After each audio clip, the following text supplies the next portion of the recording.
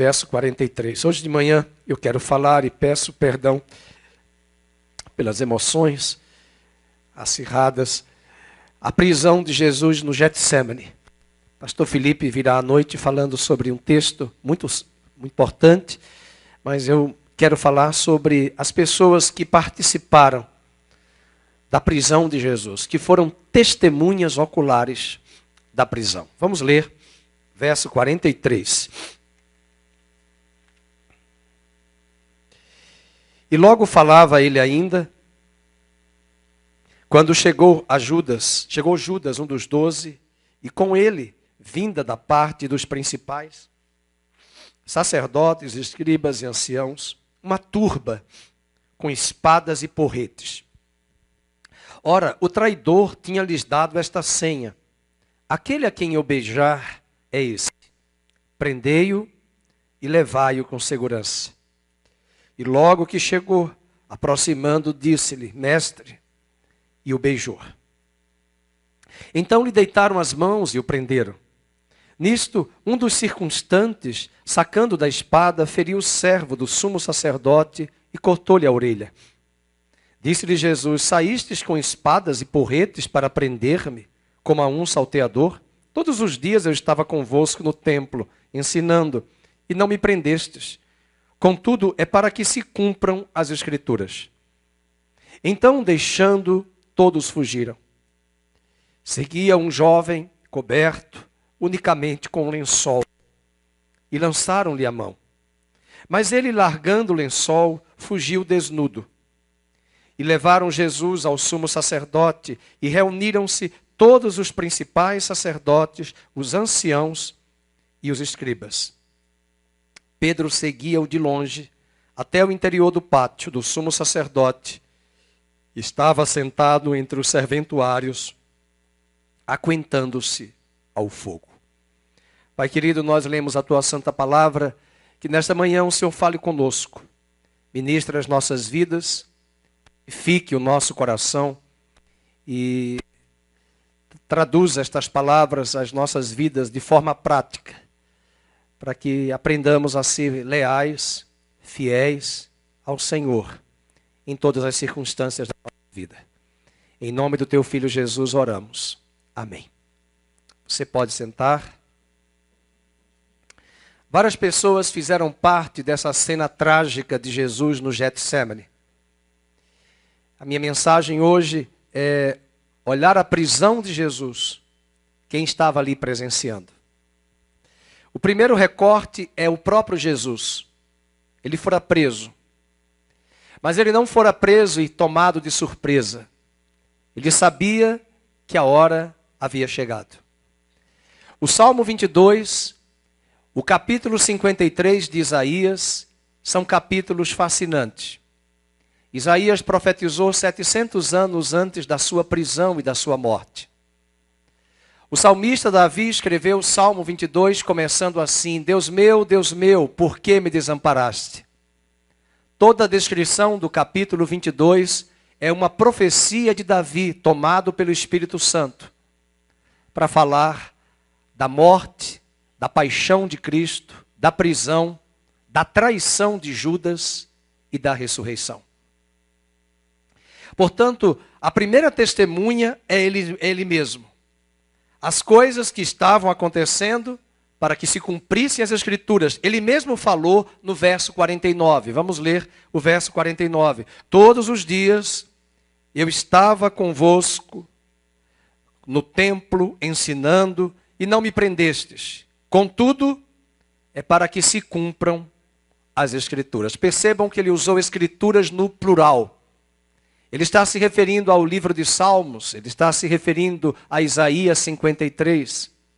Ele está se referindo a inúmeras passagens que apontavam para a sua paixão, a sua morte, mas também a sua ressurreição. E talvez de todos os personagens que participaram da cena da prisão, ele era o único, tomado por um oásis de serenidade. Aprendemos aqui nesse texto com Cristo a forma como nós precisamos aprender, desculpe o pleonasmo, a enfrentar situações como esta. Ele as enfrenta com serenidade. Ele as enfrenta como um homem capacitado por Deus, porque ele não veio como Deus, ele veio como homem. E ele está nos ensinando nesta manhã a enfrentarmos dissabores da vida, decepções com pessoas, frustrações, crises, com serenidade. Sabemos que a alma dói. Sabemos que a alma está angustiada. Eu tive que dizer aos meninos da Gisele e do Cristiano, vocês precisam se recompor, porque amanhã é o velório. Amanhã é o sepultamento.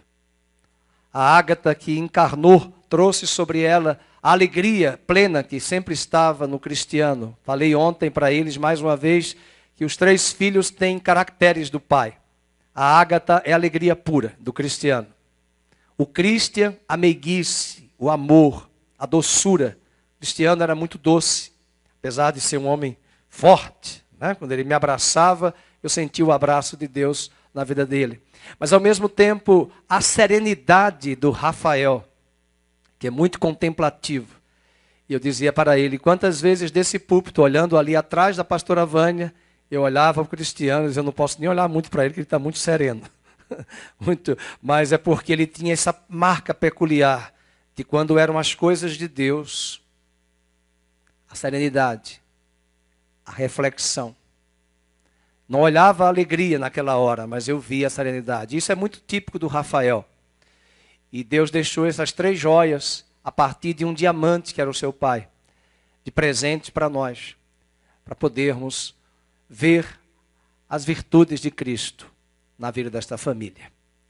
Não sei se você consegue hoje entender que Jesus está sendo preso, ele sabe que tudo precisava se cumprir, mas ele encarou tudo isso com serenidade. E você precisa ser sereno. E eu também. A segunda pessoa que participa é um personagem desagradável. Ele tinha tudo para ser agradável. Ele teve inúmeras oportunidades. Esse personagem é Judas. E eu separei de Judas 4 características: o ingrato, o traidor, o enganado e o dissimulado. O ingrato, no verso 43, diz, e logo falava ele ainda, quando chegou Judas, um dos 12, com ele, vinda da parte dos principais sacerdotes, escribas, anciãos, uma turba, que eu vou explicar o que é isso, com espadas e porretes. Que homem ingrato. Marcos diz que ele era um dos 12. Recebeu referência especial entre os 12, a ponto de cuidar da bolsa da tesouraria do ministério de Jesus. Ele ouviu os ensinos de Jesus, irmãos. Ele viu os milagres de Jesus, ele foi amado por Cristo, ele desfrutou o súbito privilégio de ter comunhão com ele, com Jesus. Mais do que isso, na noite da Páscoa, Jesus lavou-lhe os pés. Jesus advertiu ele na mesa de comunhão e disse, amigo, é assim que você me trai. Você vai me trair dessa forma depois com um beijo. Mas na mesa, Jesus disse, hoje um de vós me trairá. Ele foi dominado pela avareza, era um homem apegado às coisas desta terra, materiais. Ele abriu brecha para o diabo entrar na sua vida, mas ele teve a oportunidade, ele teve o privilégio, como muitas pessoas têm tido oportunidades e privilégios. E elas continuam na teimosia de trair, de dar o golpe, de puxar o tapete. Há pessoas aqui que estão lembrando de traumas, de feridas, de mágoas, de trabalho, de colegas, de pessoas que marcaram, que afrontaram. Eu quero dizer hoje de manhã que a cura de Deus está aqui. Você não pode amarrar a sua vida presa a uma pessoa que talvez já esteja até arrependida, mas a sua vida continua. Deus tem novas portas, Deus tem novas oportunidades. Deixe essas coisas para trás, prossiga, entregue ao Senhor. Quem sabe amanhã os seus próprios inimigos se reconciliam com você. O ingrato Judas. Mas o verso 44 nos fala do traidor. A traição é uma das atitudes humanas mais abomináveis e repugnantes. Quando nós somos traídos, queridos, cada um de nós tem uma forma do nosso corpo reagir. Há pessoas que não reagem na boca, na oralidade, mas o seu organismo adoece. Há pessoas que não reagem na força, mas a sua cabeça adoece. É um dos piores tentáculos da natureza humana caída, é a traição. O traidor é alguém que aparentemente nos apresenta ser inofensivo. Ele é um lobo com pele de ovelha. Ele traz nos lábios palavras muitas vezes aveludadas, mas no coração carrega setas venenosas. Na primeira menção da sua pessoa, lá no Evangelho de Marcos, capítulo 3, verso 19, ele foi marcado como aquele que entregaria Jesus. Marcos 3, 19. E Judas Iscariotes, Marcos está escrevendo, que foi quem o traiu. Na segunda menção, no Evangelho de Marcos, nós encontramos ele de tocaia, aguardando uma oportunidade para entregar Jesus. Marcos 14, verso 10 e 11. Marcos 14, verso 10 e 11, também vai nos falar nessa segunda menção. Um dos 12 foi ter com os principais sacerdotes para lhes entregar Jesus. E eles ouvindo, alegraram-se e lhe prometeram dinheiro.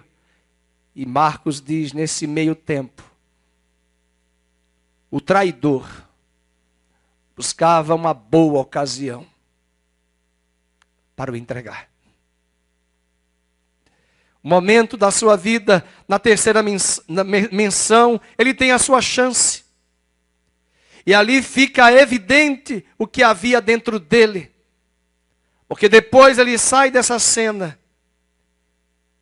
Já que nos interrogatórios ninguém precisava mais dele. E assim ele vai ser totalmente mencionado como aquele que entregou Jesus. E o pior, é chamado no capítulo 14, verso 44, já com esse título, o traidor, que tinha lhes dado esta senha. Aquele a quem eu beijar é esse. Prendei-o. Levai-o com segurança. Além dele ser o traidor, além dele ser o ingrato, ele é o enganado.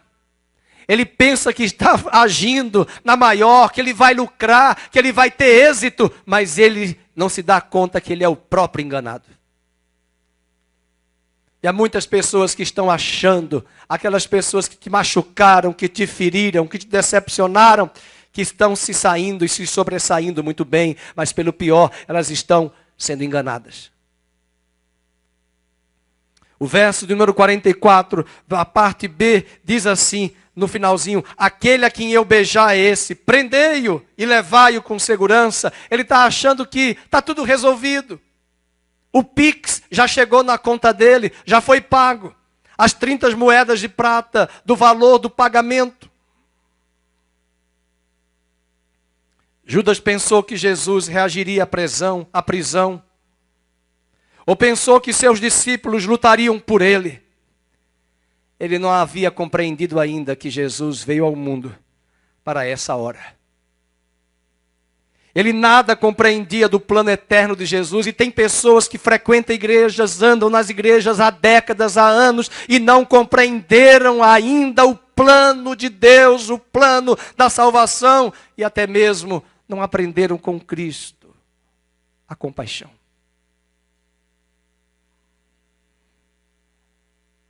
Às vezes pessoas mandam WhatsApp venenosos. Pessoas dão verde para colher maduro, querendo saber da vida das pessoas. Eu vejo atitudes de pessoas que não convém dizer aqui, mas é algo repugnante, abominável, de sair procurando a detalhes da vida dos outros. E são pessoas de igreja há décadas, há anos, e às vezes, queridos, nós sabemos que tem pessoas lá fora que não têm esse caráter. São pessoas traidoras. São pessoas que amam saber o ponto fraco, o ponto vulnerável. São pessoas que não aprenderam com Cristo que o amor cobre uma multidão de pecados. São pessoas que não entendem, não enxergam que amanhã elas precisarão da compaixão, da misericórdia de Deus. E talvez elas não terão, porque elas não deram para outros, quando esses outros precisavam. As pessoas não têm compaixão. Uma das palavras mais lindas que já estudamos aqui no Velho Testamento, na Septuaginta, aparece também em grego, mas em hebraico, hesed. Todas as vezes, na maioria das passagens que diz que Deus é compassivo, que Deus é misericordioso, aparece a expressão em hebraico, hesed. Quando Moisés queria ver e conhecer, Senhor, mostra-me a tua glória, mostra-me o teu rosto, eu quero ver. Deus disse para Moisés, sobe a rocha, há uma fenda na rocha, há um buraco na rocha, entra na rocha, Moisés, que quando eu passar, eu manifestarei a minha glória e vereis quem eu sou. Vereis a minha bondade. Quando Moisés entrou na rocha, a palavra bondade que está lá, vereis o meu hesed. Bondade em português não diz nada, mas hesed. Ele quis dizer, ninguém me conhece pelo meu nome, mas me conhecerão como hesed. Não é nome próprio, é um atributo. Talvez João entendeu isso muito mais, porque com toda a teologia de Paulo, que falou muito bem, foi só João que disse em João, na sua epístola, Deus é amor. Foi esse mesmo João que no capítulo 9 de Lucas pediu a Deus, a Jesus, vamos mandar fogo do céu para torrar os samaritanos. Já tinha homem-bomba. Ele odiava os samaritanos, ele abominava os samaritanos, ele não queria ir pela Bandeirantes, de lá de Nazaré, da Galileia, para Jerusalém, é uma linha reta, Bandeirantes, não, vamos pela Anhanguera. Foi ele que escreveu, João, já idoso, o encontro de Jesus com a mulher samaritana. Ele odiava os samaritanos, ele não amava os samaritanos. Mas Paulo disse que o amor de Deus nos constrange, o amor de Deus nos leva a agirmos de forma contrária à nossa carne. Nossa carne é inimiga de Deus. Nossa carne é vingativa. Nossa carne é venenosa, nossa carne é carregada de traição, de engano, de engodo, de inveja. Não é diabo, não tem demônio de inveja, não tem demônio de ganância, é a carne.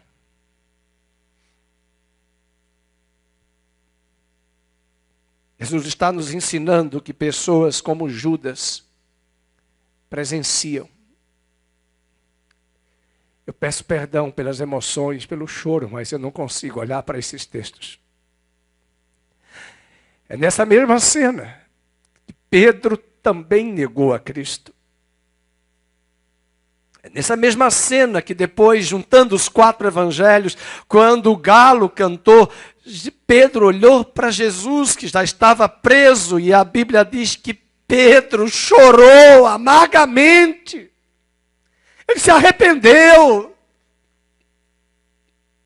Judas chorou.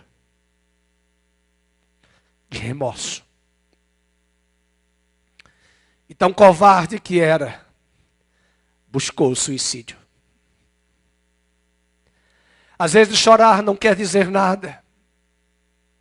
Eu posso chorar, eu posso me derramar em lágrimas, mas ainda assim não ter compaixão. E queridos, nós precisamos sair daqui pedindo a Deus, move-nos com a tua compaixão, porque se ficarmos duros, pétridos, ficarmos com o coração fechado, é possível que quando precisarmos de misericórdia e de recede,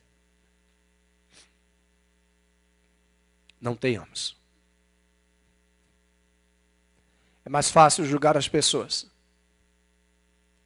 É mais fácil condená-las.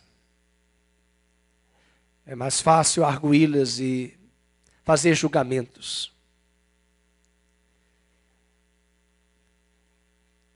Olho hoje como pastor para tantas vidas sofrendo.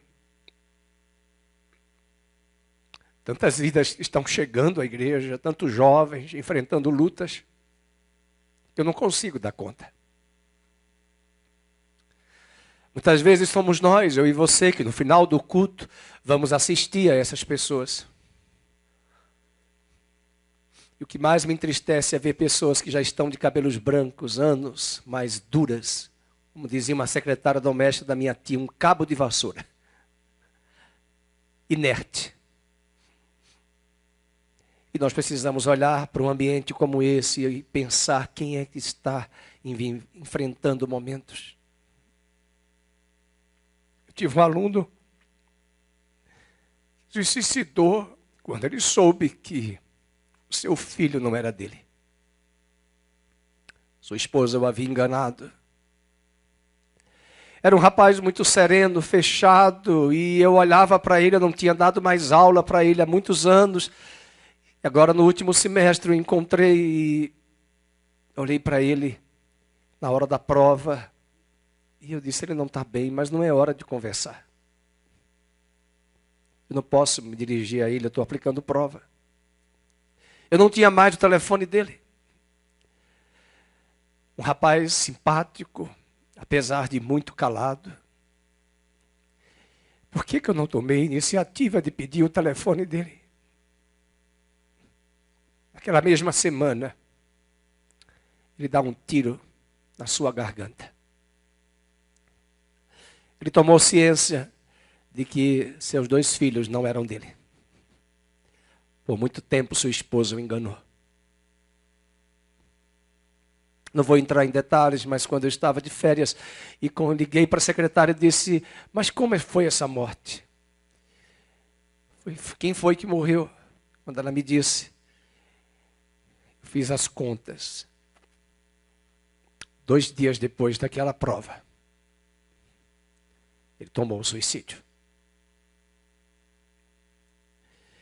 Nós precisamos estar atentos.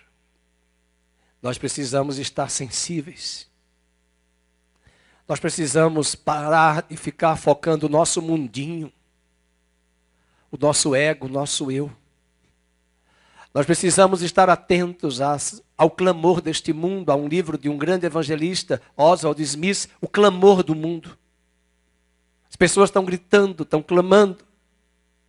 As pessoas não têm parâmetros, diretrizes, balizas, elas não sabem a quem recorrer, elas são ignorantes, elas desconhecem a palavra de Deus, mas nós conhecemos, e mais do que isso, nós conhecemos a Deus, e mais do que isso, nós provamos do recede de Deus.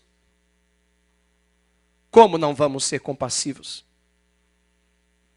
Como não vamos ser misericordiosos? Como vamos ser avarentos, apegados às coisas, ao dinheiro, aos bens materiais? Não. Ele se dá agora conta de que ele foi enganado. Mas além disso, o verso 45 diz que ele era um dissimulado. A senha de Judas para entregar Jesus era um beijo. Era costume as pessoas da época beijarem um rabi. Era um sinal de afeto, era um sinal de respeito para um superior amado. Só que Judas dá a senha no verso 45, aquele a quem eu beijar. Essa é a senha. Prendei-o. E ele usa a palavra em grego, filém, que é o termo comum, beijar. Mas quando diz que Judas, se aproximando, o beijou, a palavra não é filém. Veja no versículo 45, e logo que chegou, aproximando-se, disse-lhe, mestre, e o beijou. E a palavra que ele usa, ele acrescenta o sufixo kata, é katafilém. E katafilém é a palavra beijar, como um amante beija a sua amada. É beijar de uma forma intensiva. É a palavra com toda a efusão do sentido prolongado, demorado. Não faça isso no altar no dia do casamento.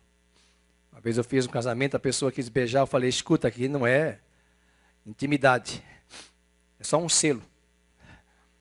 A palavra beijar aqui é intensa, prolongada, diferente do beijar que ele usou no verso 44. Significa que o beijo prolongado de Judas tinha uma intenção de dar à multidão uma oportunidade de ver que a pessoa que deveria ser presa. Ele queria mostrar, é esse. Olha o beijo. Às vezes não é um beijo, é um abraço dissimulado. Às vezes somos nós, a gente está pensando muito agora de quem nos trai. E quando nós damos um abraço dissimulado? E quando nós damos um beijo dissimulado? Ele se apercebe que estava ali, naquele momento, usando daquele beijo em nome de uma amizade, do amor, para atrair o Filho de Deus. E Jesus, mais uma vez, tira dele a máscara. E pergunta para ele no verso 48. E ele usa a palavra amigo. 48 diz, saístes com porradas e porretes para prender-me. E se eu pego um outro evangelho, você tem essa história narrada em outros evangelhos, ele vai dizer, é com esse beijo que você me trai?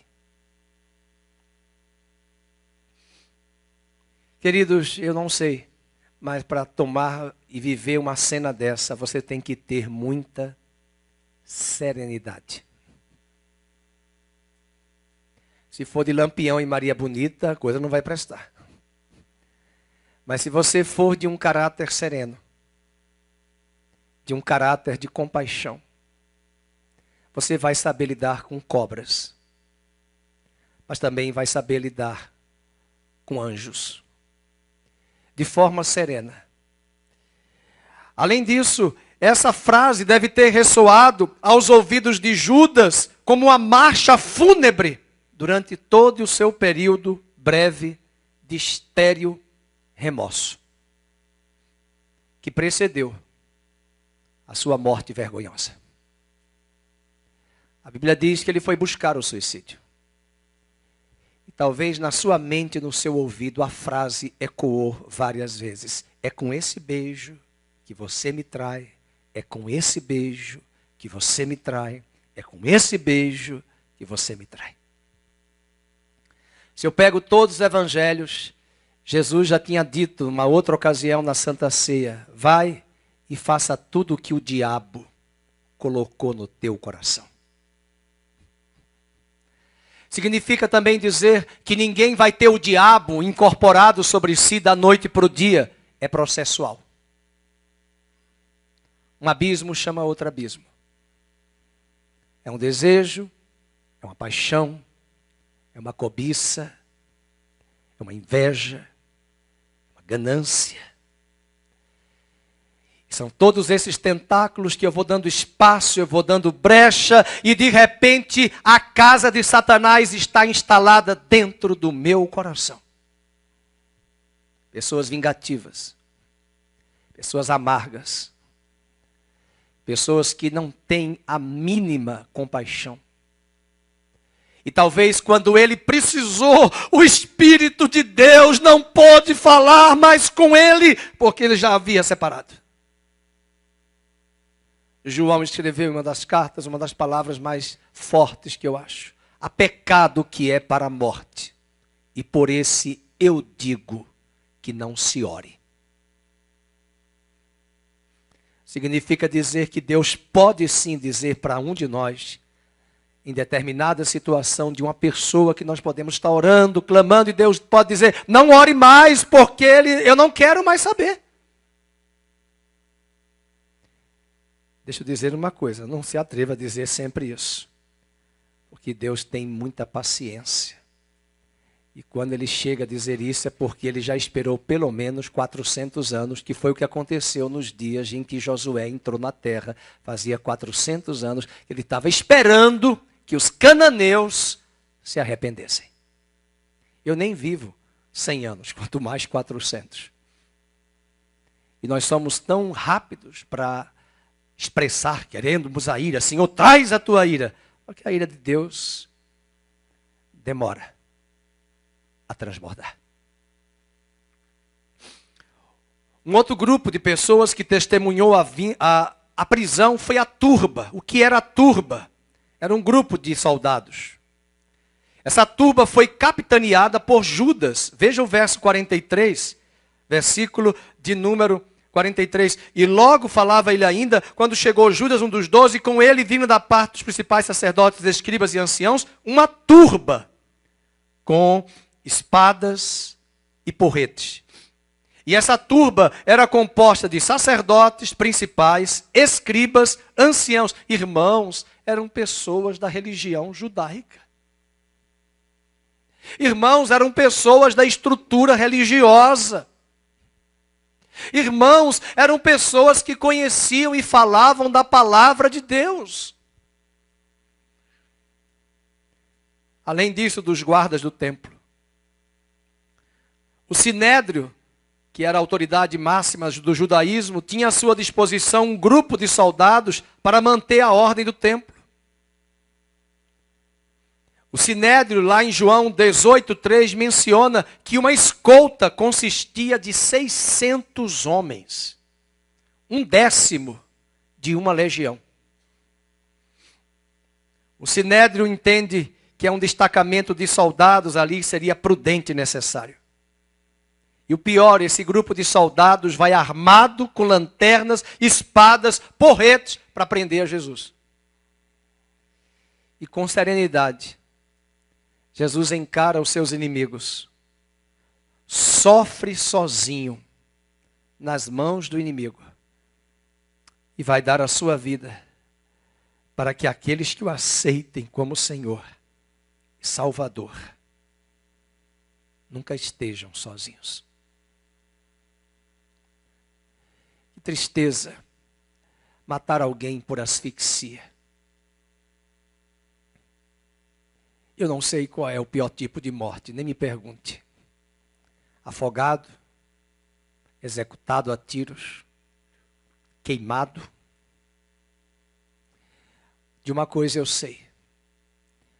A consciência do homem, a natureza do homem está cada vez mais perversa e má. Eu passo mal quando eu escuto, eu não tenho estrutura de ler jornais cheios de sangue. Eu não tenho estrutura de ver aqueles jornais da TV de 5 horas da tarde até as 7 que matou, estuprou, arrancou, fez... Eu digo, não, desliga.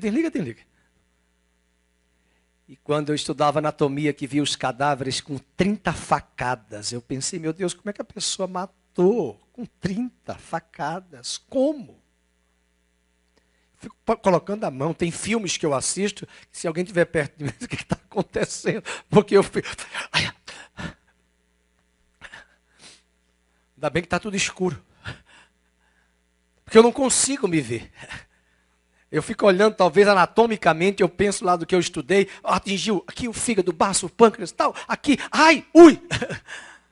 Eu me escondo até em casa para ver, eu não quero ver essa cena. Eu passei mal agora, há 2 anos, assistindo o filme, que eu já tinha assistido na década de 90, A Lista de Schindler, que fizeram com os judeus. Eu falei para a Mab, eu estou passando mal, desliga esse filme, não quero mais não. Eu assisti o filme 2 vezes, jovem, eu não consigo mais assistir. Eu não sei como as pessoas têm a capacidade. Um homem que não fez mal a ninguém, agora com porretes, com soldados. Jesus encara sozinho esses inimigos. E nós vamos ver, além do verso 43, essa turba, um quarto personagem que presencia. Vamos só lembrar quem foi o primeiro. O primeiro foi Jesus. O segundo foi Judas. O segundo foi Judas. O terceiro foi a turba. Muitas pessoas. O quarto é Pedro. O Pedro dorminhoco que estava dormindo. Agora é o Pedro valente que pega uma espada e já corta a orelha. E João vai dizer lá no capítulo de número 18, verso 10. Põe aí, João 18, 10. Ele cortou a orelha de Malco. João traz o nome da pessoa. Na hora que ele corta essa orelha, Jesus, que bom, consertou a orelha na hora. Pitangui perdeu de 10-0. A cirurgia foi perfeita. Na hora. Só que muitas vezes aqui está o problema. Pedro estava dormindo na hora que era para ficar acordado. Ele dormiu pelo menos 3 horas. Jesus pediu nem ao menos 1 hora. Pudestes orar, pudestes vigiar. E na hora quando a turba chega, ele sai com a espada cortando a orelha. E esse é o grande problema nosso. Pois não lutamos batalhas espirituais com armas físicas.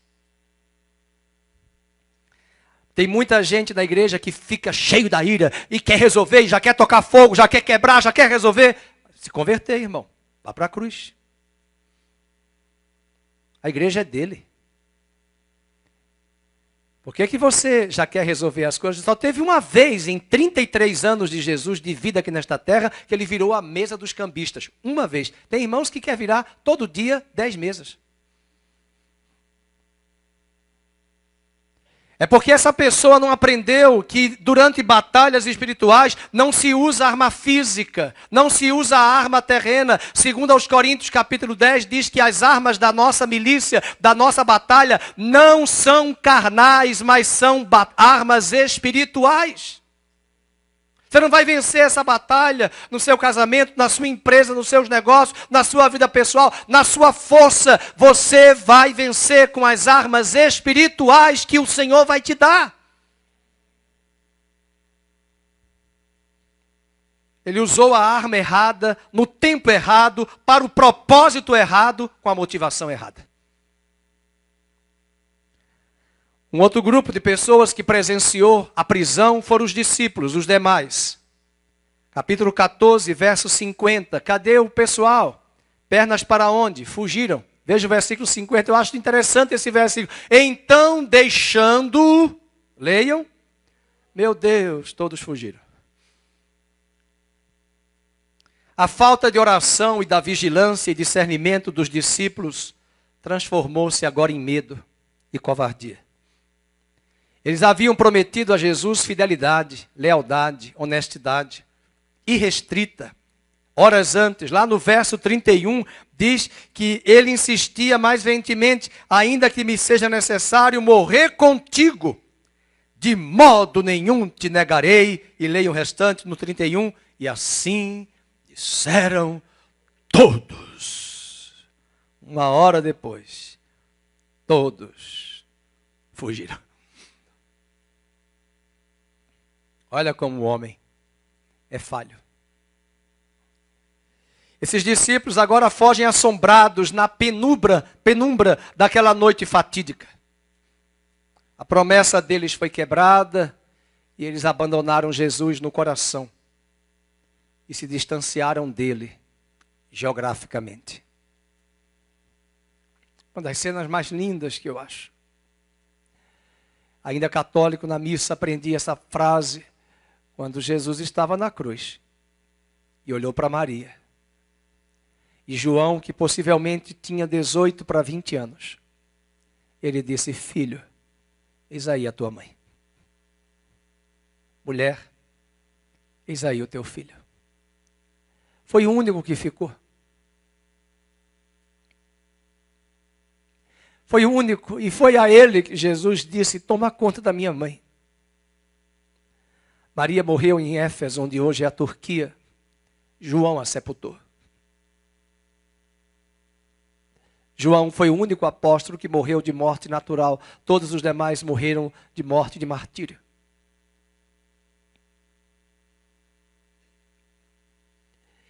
E eu fico a pensar, às vezes na hora que mais precisamos, apenas um estava ali. E ele pediu a João: toma conta. Lembrei-me de Paulo, quando estava preso na sua segunda prisão. Ele disse: fulano, cicrano, abandonaram-me.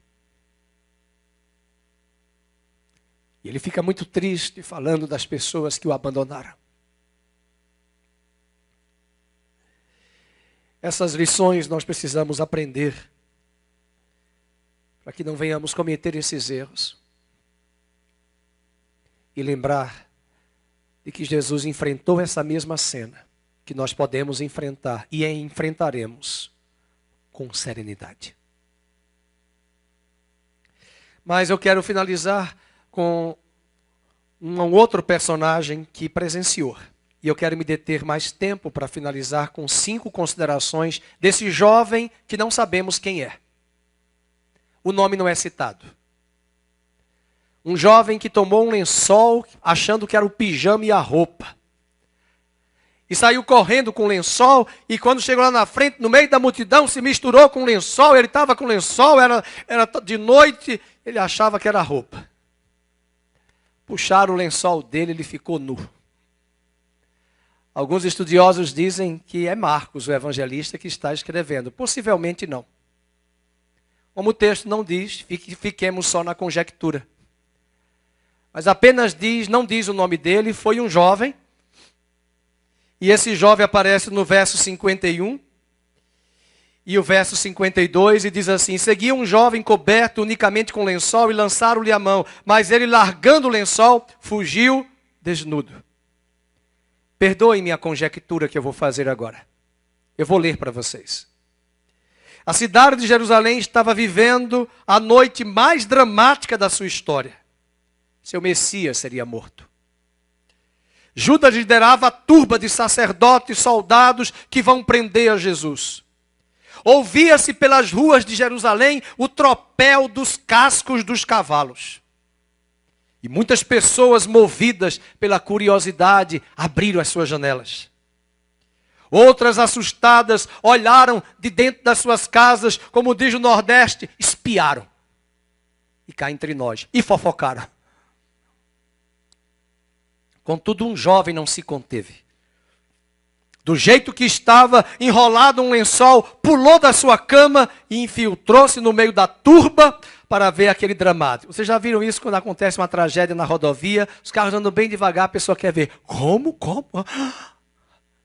E os policiais, vamos.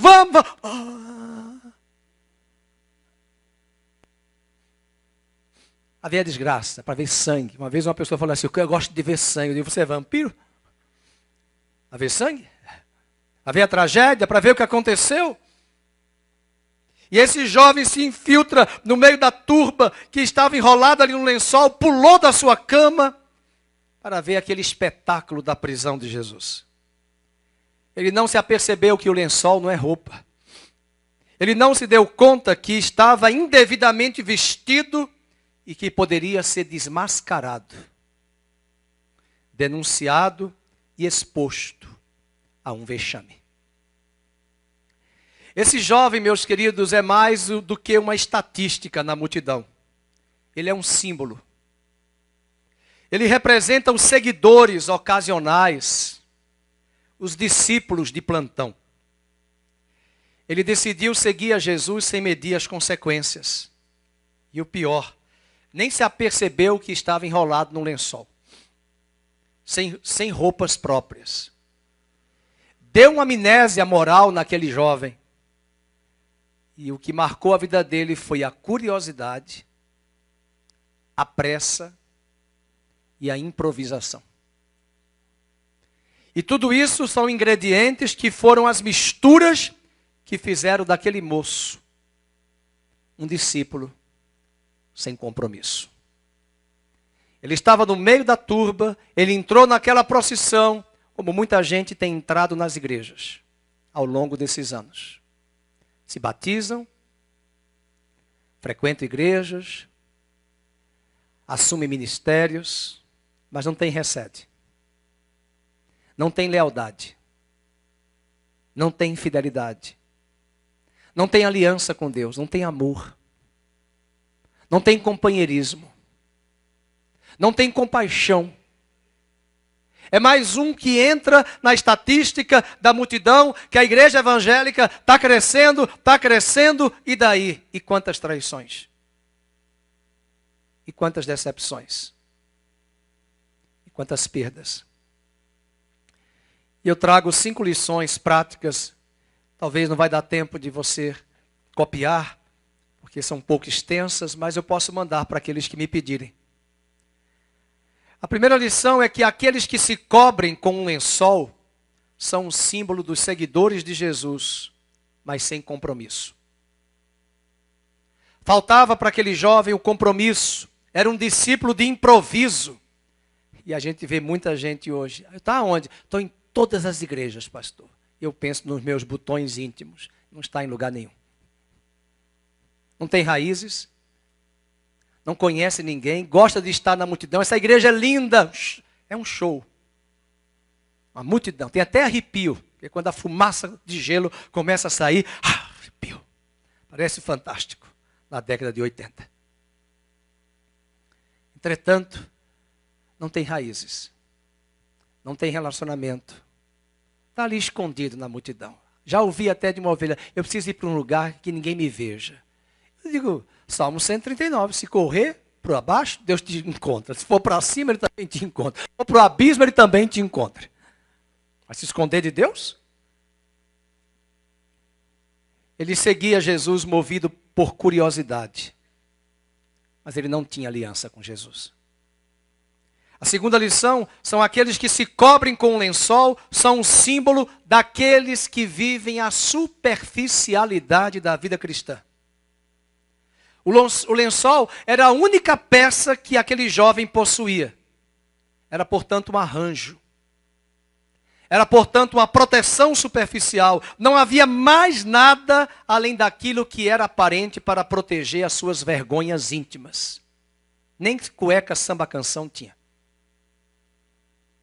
Nem outra peça por dentro tinha. Assim também tem muitas pessoas que no meio da multidão são superficiais. Elas não têm raízes, elas não têm profundidade.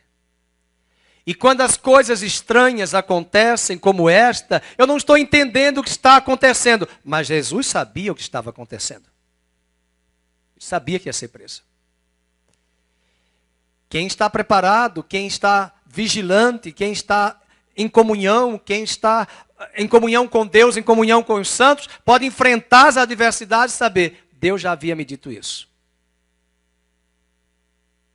Mas quem não está, é pego na superficialidade. A terceira lição é que aqueles que se cobrem com um lençol são um símbolo daqueles que preferem o que dá certo, em lugar do que é certo. O moço do lençol fez mais ou menos isso. Não era certo sair de lençol, mas naquele momento deu certo. E tem muita gente assim, se dá certo, é de Deus. Tem até uma expressão que diz, é de Deus. Só que às vezes não é de Deus, é do diabo. Era noite, e como se diz, cadê a irmã Zezé que tem os provérbios mais mineiros engraçados? À noite, todos os gatos são o quê? Pardos. Eu gosto dos provérbios da Zezé, eu dou risada. Os gatos são pardos. Naquela época, os homens vestiam vestes compridas, que se assemelhavam a um lençol. E ele sai com o lençol, ele está no lençol, ele acha que está abafando, não é minha roupa, mas vai dar certo, mas não vai dar certo. E nem sempre o que dá certo é certo. E a sua ética era a ética do momento, da conveniência. Deu, é de Deus, só que não é de Deus. A quarta lição é aqueles que se cobrem com um lençol são um símbolo daqueles que querem ser diferentes, mas não fazem diferença.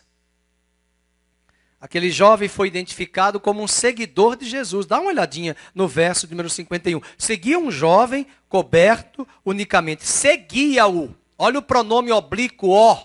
Seguia-o. Seguiam. Ele está seguindo, mas ele é superficial. É fachada. É momentâneo esse seguir.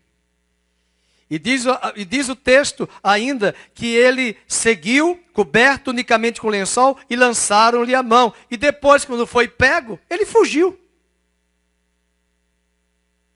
Ele não estava no grupo que prendia Jesus.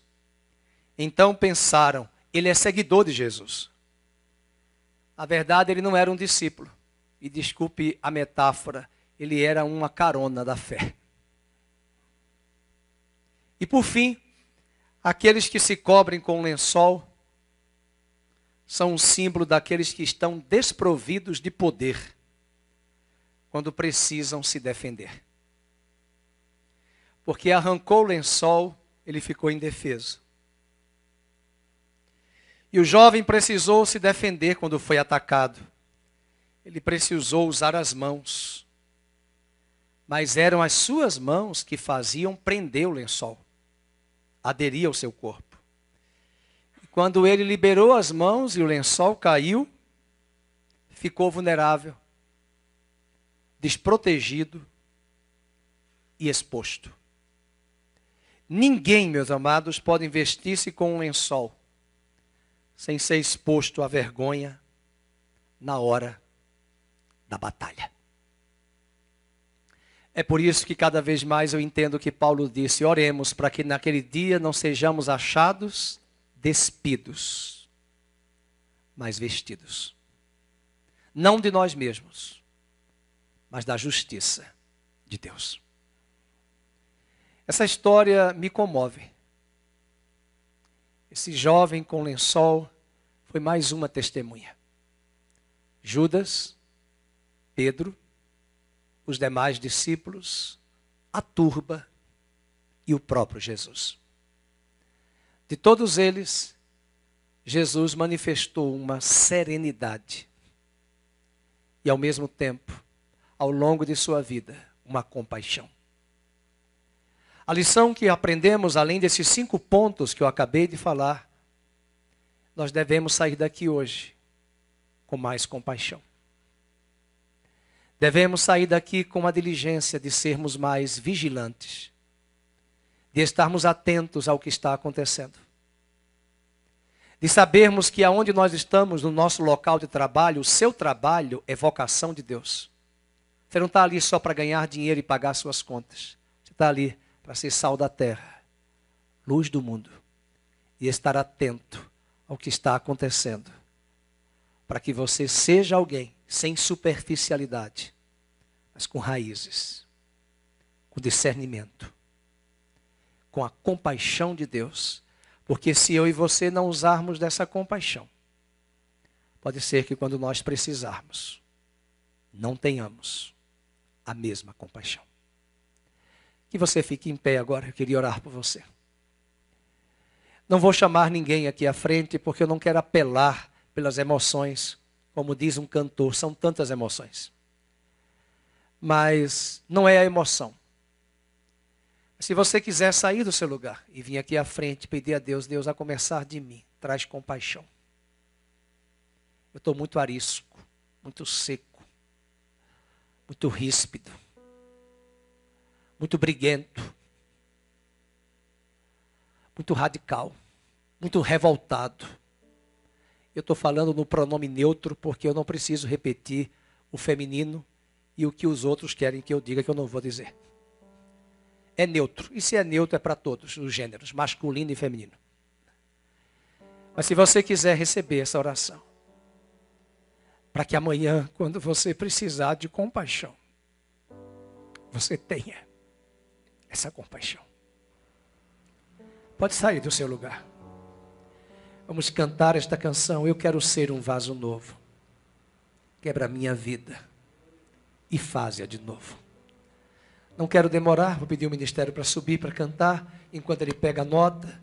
Sai do seu lugar, se você quiser vir aqui. Eu me incluo, irmãos. Eu já estou no altar. Mas eu quero orar por minha vida. Orar pela vida dos irmãos. Eu quero ser... Ok. Ok, ele vai pegar a nota. Pai querido, nós queremos entregar nesta manhã as nossas vidas. Acabamos de ouvir esta palavra de várias pessoas que testemunharam o encontro de Jesus na prisão. Pessoas que andaram com ele. Estou diante de pessoas aqui que entenderam a mensagem. Já foram machucadas, golpeadas, feridas. Já foram traídas, ou até mesmo nós mesmos já decepcionamos outras pessoas. Com certeza, essa palavra é para cada um de nós em sua particularidade. E nós entregamos a vida de cada irmão aqui presente, e eu incluo a minha vida, para que o Senhor comece a trabalhar nas nossas vidas.